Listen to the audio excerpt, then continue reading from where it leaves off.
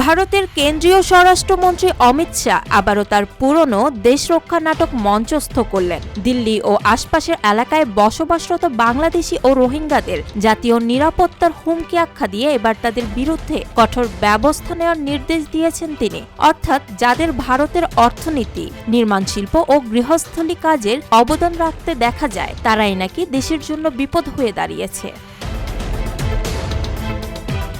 শুক্রবার দিল্লি পুলিশের শীর্ষ কর্মকর্তাদের সঙ্গে বৈঠকে অমিত শাহ ঘোষণা দেন, অবৈধ অভিবাসীদের যত দ্রুত সম্ভব দেশ ছাড়া করতে হবে। ভারতীয় পুলিশের কাজ কম ছিল বলে মনে হয়। এবার নতুন করে শুরু হবে মানুষ খোঁজার অভিযান, যাতে নিরীহ শ্রমিকদের ভয় দেখিয়ে তাড়ানো যায়। ভারতের রাজনৈতিক বিশ্লেষকদের মতে প্রতি নির্বাচন ঘনিয়ে আসার সঙ্গে সঙ্গে বিদেশি বিতাড়নের সুর চড়া হয়। আসামের এনআরসি থেকে শুরু করে এখনো দিল্লিতে এই নাটকের একের পর এক চলছে। ভারতীয় অর্থনীতিতে অভিবাসীদের অবদান বা মানবাধিকার তোয়াক্কা না করেই ক্ষমতাসীনরা শুধু জনগণকে বিভ্রান্ত করতে ব্যস্ত।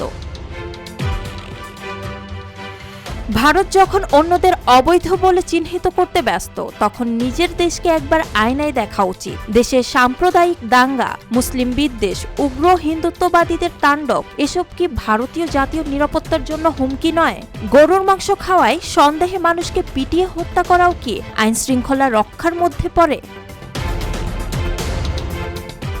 অবৈধ অভিবাসী শনাক্তের নামে ভারত কিভাবে নির্দিষ্ট জনগোষ্ঠীকে লক্ষ্যবস্তু বানাচ্ছে সেটি খুবই স্পষ্ট।